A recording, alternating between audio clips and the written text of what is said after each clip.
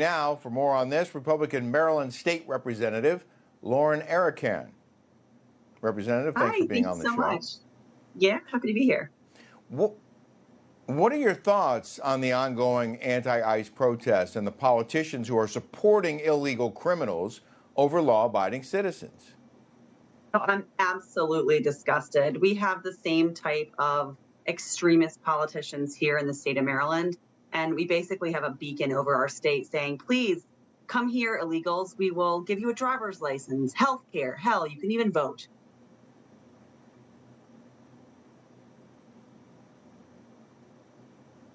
Representative, if you're still with us, I wonder if you see the unrest fading anytime soon.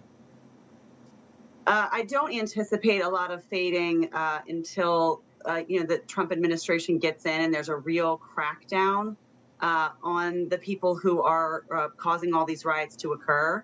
And I'll say states that have sanctuary policies should implement 287G programs so that instead of having to go into the community and arrest these criminal illegals, you can go through the prison system and get them in a much safer way away from the community. That's what many counties in Maryland do.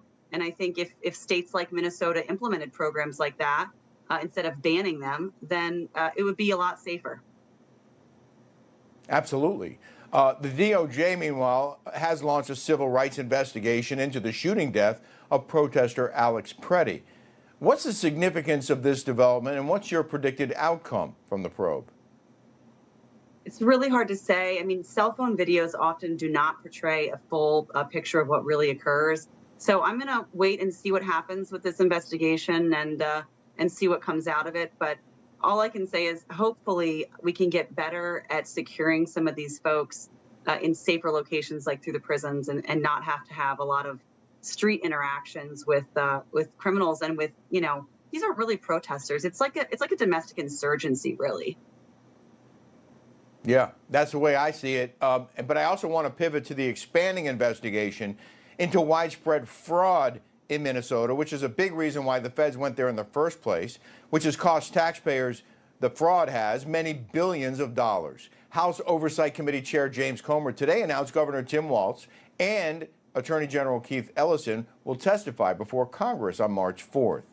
How much, if anything, do you think we'll learn from Walz and Ellison when they testify about their great state of Minnesota? Oh, I'm sure they'll try to obfuscate reality, but I do have a lot of faith that at the end of this, we will find out what happened and what they knew so that we can properly prosecute the people who may have had a lot of knowledge about what was happening with fraud in that state. Somebody should go to jail over this, probably several people. So I'm anxiously awaiting the results of any investigation into that fraud, because I am sure that Minnesota is not the only state where that is occurring. Well, and I said this yesterday on the show, it just seems so odd that when they went up there to investigate all this fraud, all of a sudden you had these crazy, violent protests against ICE agents, distracting everyone from the billions and billions of dollars that had just been ripped off from under them.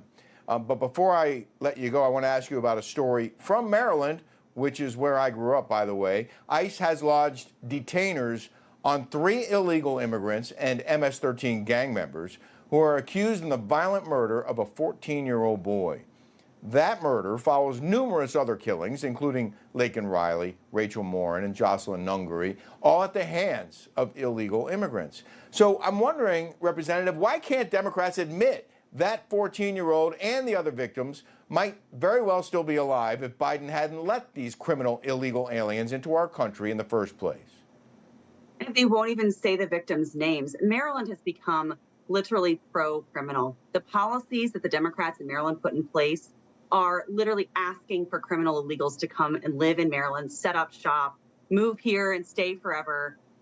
We have soft on crime policies. Now we're trying to ban 287G. We're even attempting to ban face masks for ICE officials, which is unconstitutional. Even our liberal AG today said there's no way that's constitutional.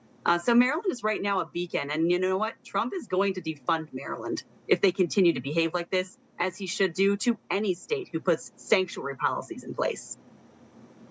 Well, it's disgusting to me that they have no problem with paid agitators wearing masks to hide their own identities, but they have a problem with federal agents who are being doxxed by those agitators, trying to go to their homes and places of work and their hotel rooms and harass them and their families. They're not allowed to hide their identities, but the people who are attacking them are. It doesn't make any sense to me, and I hope it gets cleared up. State Representative Lauren Arikan, we appreciate your time. Thank you for joining the show. Thanks, Rick. Have a good one. You too. Up next on the Leventhal Report, tensions remain.